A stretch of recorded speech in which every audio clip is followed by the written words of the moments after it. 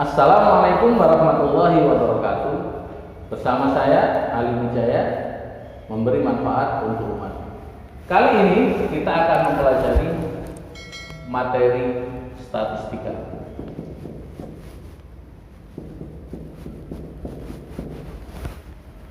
Tentu kalian masih ingat materi statistika ketika di SMP. Saya akan mengawali dengan subbab penyajian data.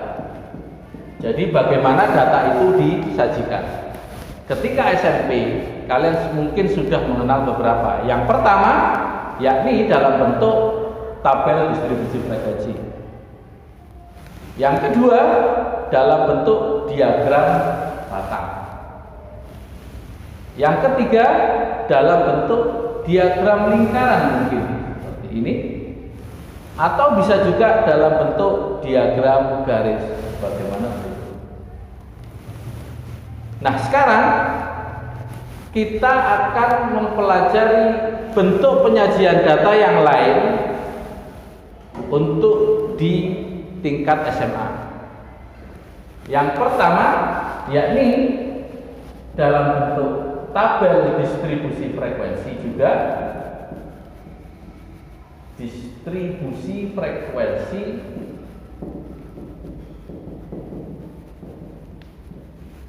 terutama dalam bentuk data kelompok sebagaimana berikut contohnya. Kemudian yang kedua, penyajian data dalam bentuk histogram.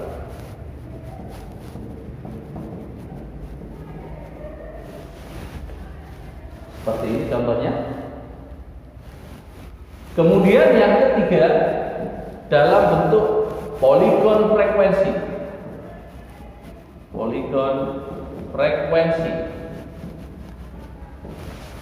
Seperti ini contohnya.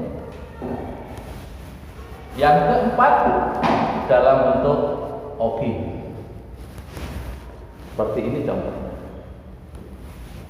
Penyajian data inilah yang akan kita pelajari di awal-awal bab statistika.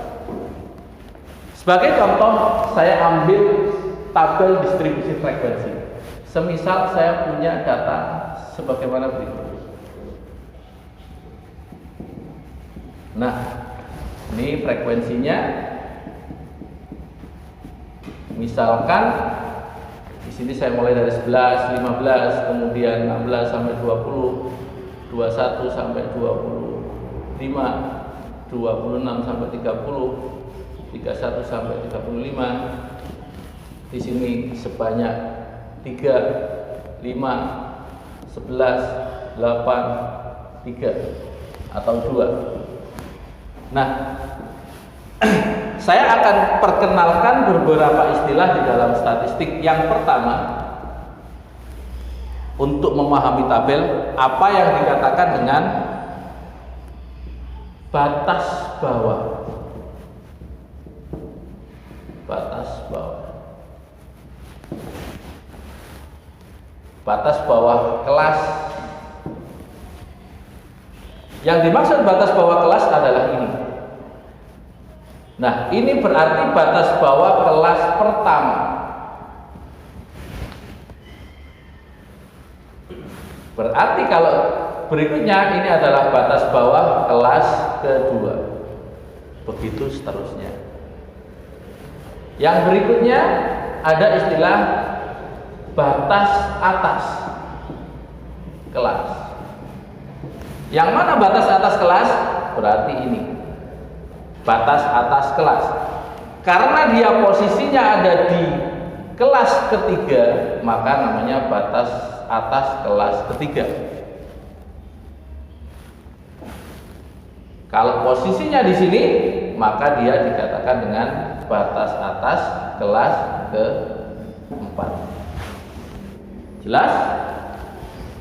Kemudian saya akan lanjutkan berikutnya, yakni apa yang dikatakan dengan tepi bawah kelas. Nah, tepi bawah kelas itu mempunyai rumusan. Tepi bawah itu sama dengan batas bawah dikurangi setengah. Contoh misalnya tepi bawah kelas pertama ini, maka tepi bawahnya, tepi bawah kelas pertama, tepi bawah kelas pertama misalnya kelas pertama berarti 11 dikurangi setengah, berarti 10,5. Demikian dan seterusnya. Kemudian yang berikutnya adalah tepi atas kelas. Berarti dia sama dengan batas atas ditambah setengah, bukan dikurang setengah. Maka ketika saya mengambil data untuk tepi atas kelas pertama misalnya, atas kelas pertama, maka hasilnya adalah 15 ditambah setengah, hasilnya 15,5. Nah, ketika saya mencari tepi bawah kelas kedua, maka saya melihat di kelas kedua ternyata batas bawahnya 16. Saya kurangkan setengah, maka hasilnya adalah 15,5. Dari sini kita bisa menyimpulkan bahwa yang namanya tepi atas kelas pertama, maka dia akan otomatis menjadi tepi bawah kelas kedua. Tepi atas kelas pertama akan menjadi tepi bawah kelas kedua. Begitu seterusnya. Dari sini untuk istilah-istilah yang akan kita gunakan nanti selanjutnya di dalam statistik, kalian harus pahami ada yang namanya batas bawah kelas, batas atas kelas, tepi bawah kelas, tepi atas kelas.